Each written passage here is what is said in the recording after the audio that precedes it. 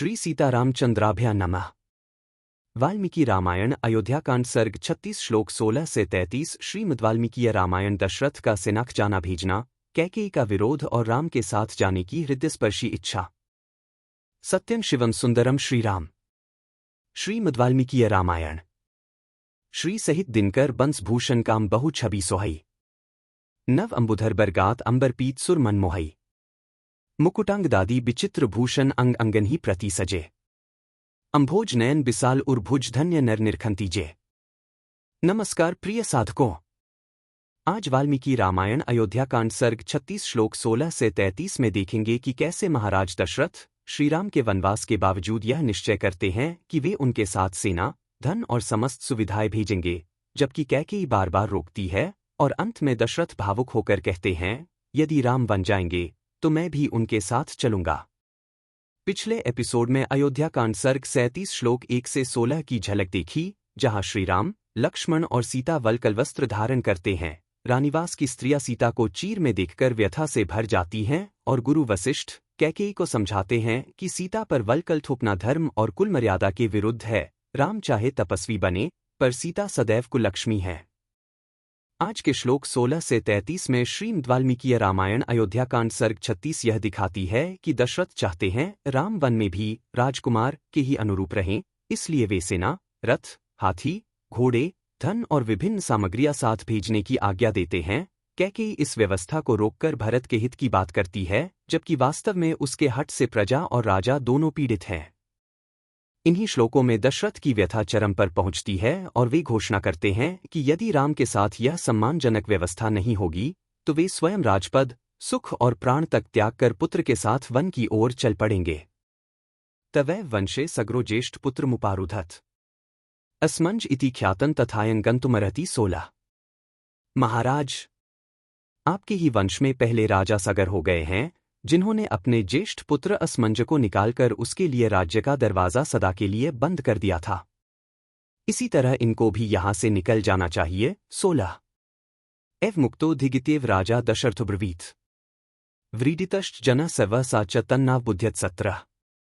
उसके ऐसा कहने पर राजा दशरथ ने कहा, धिक्कार है, वहां जितने लोग बैठे थे सभी लाज से गड़ गए, किंतु कैकेयी अपने कथन के अनौचित्य को अथवा राजा द्वारा दिए गए धिक्कार के औचित्य को नहीं समझ सकी। 17 तत्र वृद्धो महामात्रः सिद्धार्थो नाम नामतः शुचिर्बहुमतो राज्ञः कैकेयीमिदं ब्रवीत 18।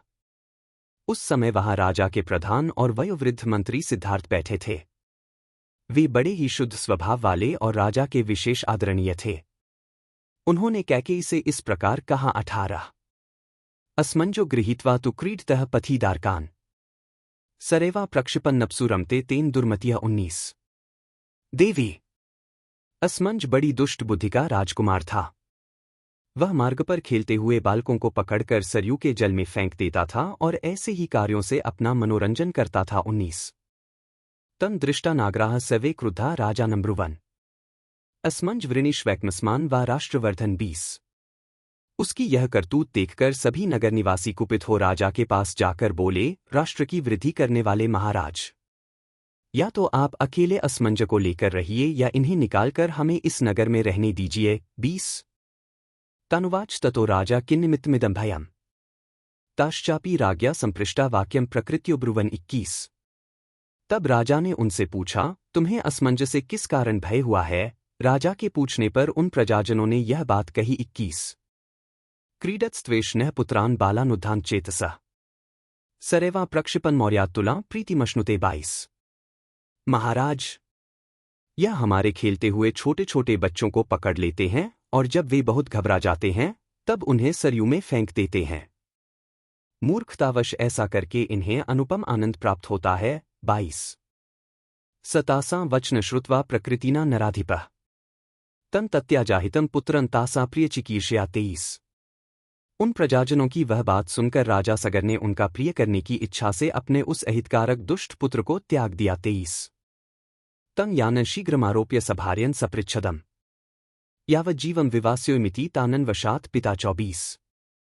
पिता ने अपने उस पुत्र को पत्नी और आवश्यक सामग्री सहित शीघ्र रथ पर बिठाकर अपने सेवकों को आज्ञा दी, इसे जीवन भर के लिए राज्य से बाहर निकाल दो। 24 सफाल्पिटकं गृह्य गिरिदुर्गाणे लोक्यथ दिशा सर्वास्त्वनुचरन् स यथा पापकर्मकृत 25 इत्यन्मत्यजद राजा सग्रो वै सुधार्मिका रामः किं करोत् पापन येनैव मुप्रुद्यते 26 असमंजने फाल और पिटारी लेकर पर्वतों की दुर्गम गुफाओं को ही अपने निवास की योग्य देखा और कंद आदि के लिए वह संपूर्ण दिशाओं में विचरने लगा। वह जैसा कि बताया गया है पापाचारी था, इसलिए परम धार्मिक राजा सगर ने उसको त्याग दिया था। श्री राम ने ऐसा कौन सा अपराध किया है जिसके कारण इन्हें इस तरह राज्य पाने से रोका जा रहा है? नहीं कंचन पश्यामो राघवस्या गुणवयम् दुर्लभो ह्यस्य निरयः शशांकस्येव कल्मषम 27। हम लोग तो श्रीरामचंद्र जी में कोई अवगुण नहीं देखते हैं, जैसे शुक्ल पक्ष की द्वितीया के चंद्रमा में मलिनता का दर्शन दुर्लभ है, उसी प्रकार इनमें कोई पाप या अपराध ढूंढने से भी नहीं मिल सकता। 27। अथवा देवी त्वं कंचित दोषं पश्यसि राघवे तमद्य ब्रूहि तत्वेन तदा रामो विवास्यते। 28। अथवा देवी, यदि तुम्हें श्रीरामचंद्र जी में कोई दोष दिखाई देता हो तो आज उसे ठीक ठीक बताओ, उस दशा में श्रीराम को निकाल दिया जा सकता है। 28। अदुष्टस्य ही संत्यागः सत्पथे निरत्स्य च निर्दहेत्पि शक्रस्य द्युतिं धर्म विरोधवान। 29। जिसमें कोई दुष्टता नहीं है, जो सदा सन्मार्ग में ही स्थित है, ऐसे पुरुष का त्याग धर्म से विरुद्ध माना जाता है। ऐसा धर्म विरोधी कर्म तो इंद्र के भी तेज को दग्ध कर देगा। 29। तदलं देवी रामस्य श्रिया विहत्यात्वया लोकतोपी हिते रक्ष्यः परिवादः शुभान्ने। 30। अतः देवी, श्रीरामचंद्र जी के राज्याभिषेक में विघ्न डालने से तुम्हें कोई लाभ नहीं होगा। शुभान्ने, तुम्हें लोक निंदा से भी बचने की चेष्टा करनी चाहिए। 30।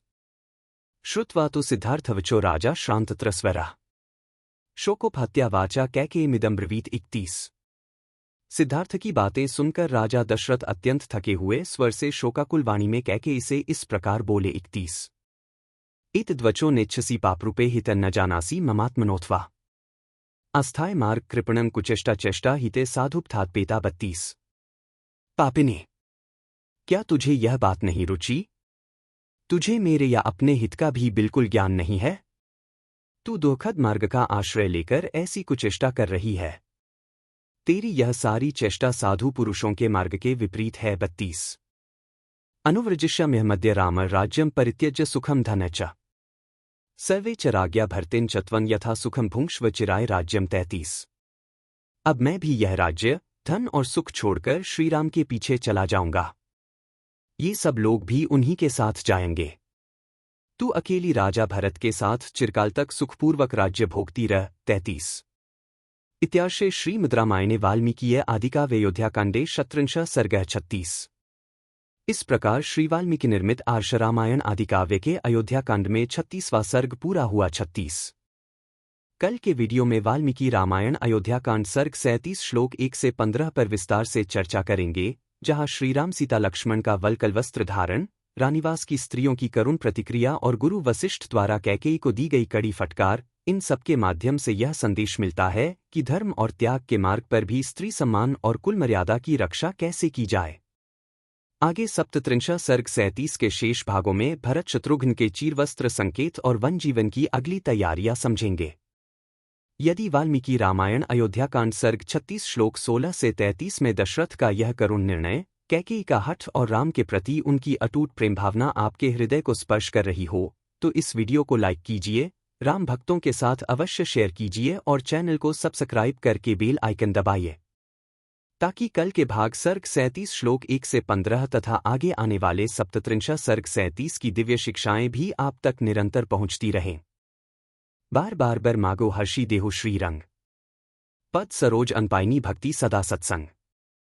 कथा विसर्जन होत है, सुनो वीर हनुमान। जो जन जंग से आए हैं, सो तंग कर ही पयान। बोलो सियावर रामचंद्र जी की जय। राम भक्त हनुमान जी की जय। उमापति महादेव जी की जय। मंगल भवन अमंगलहारी, द्रवहु सुतसरथ अजिर बिहारी। दीन दयाल बिरिदु संभारी, हरहु नाथ मम संकट भारी। जय सिया राम, जय जय सिया राम।